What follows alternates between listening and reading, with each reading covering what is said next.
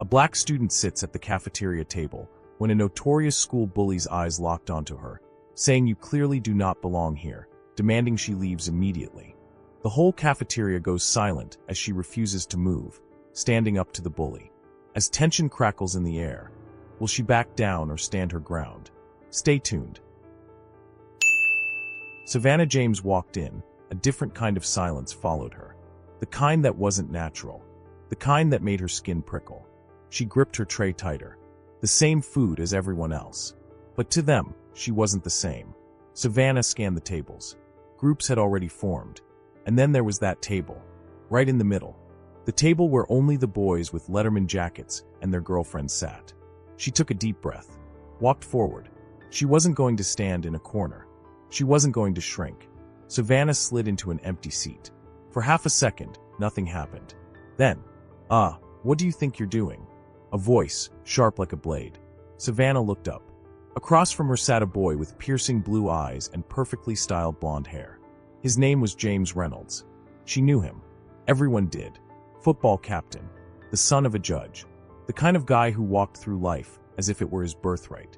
Savannah didn't answer. Just unwrapped her plastic fork. Wait a second. Tell us where you're watching from in the comments. And don't forget to subscribe for more powerful stories like this. James let out a scoff, loud enough for the entire table to hear. You must be lost, he said. This table isn't for you. A few snickers followed. Savannah stared at him. It looks empty to me. James leaned in, his expression darkening. You don't belong here. Savannah felt her pulse thump in her ears. She knew what he meant. Knew the invisible lines kids like him thought were drawn through this school. Black kids at that table. White kids here. Oh, I get it, Savannah said, tilting her head. You think I'm from the other side of town. James smirked. Aren't you? Savannah's grip on her fork tightened. No, but even if I was, what difference would it make? James's smirk turned into a sneer. Because this is our table. Silence. A thick, suffocating silence. Eyes turned toward them. Then move, James snapped. Savannah planted both feet on the floor. Sat up straighter.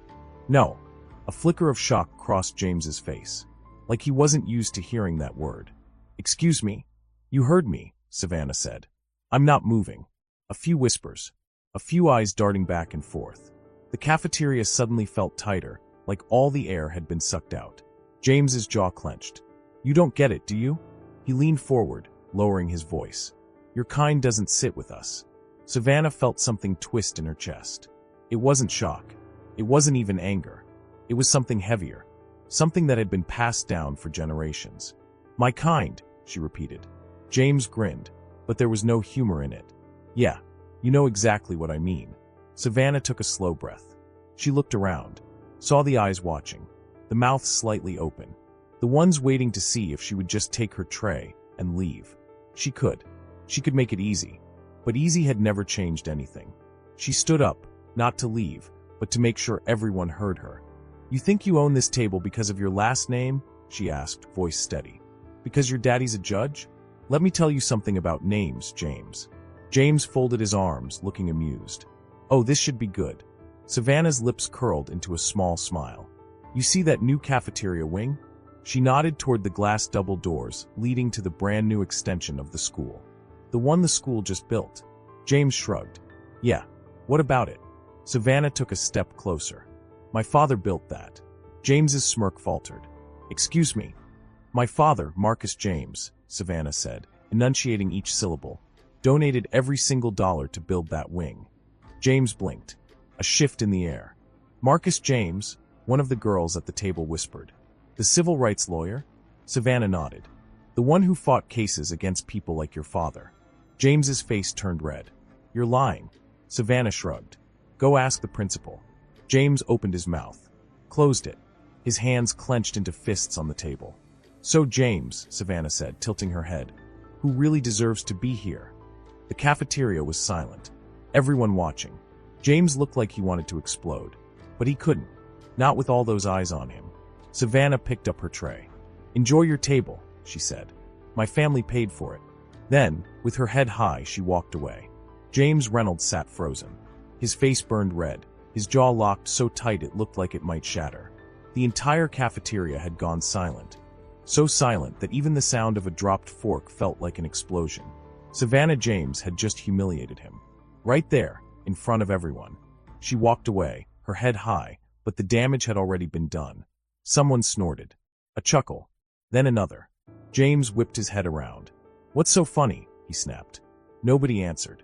But the message was clear. He was the joke now. Savannah dumped her tray, her hands still trembling. Not from fear, from adrenaline.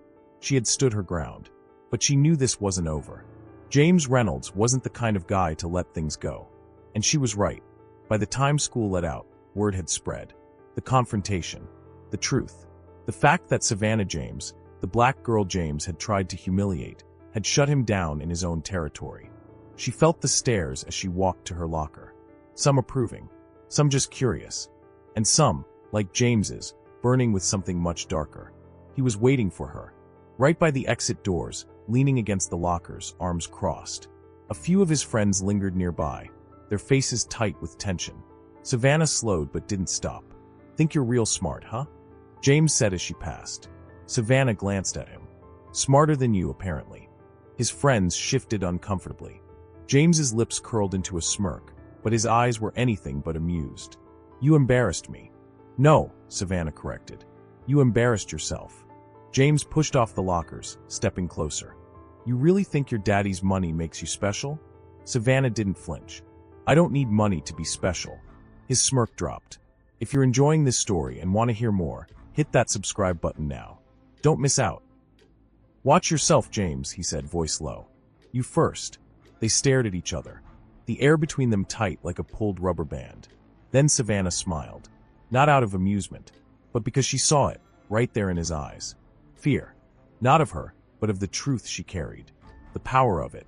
The fact that his name, his privilege, his father's influence, it couldn't save him from the reality of who he was. A coward. "Have a good night, James," Savannah said, stepping past him. And this time, he let her go. The next day, something was different. The cafeteria still had the same tables, the same food, the same noise. But the invisible lines?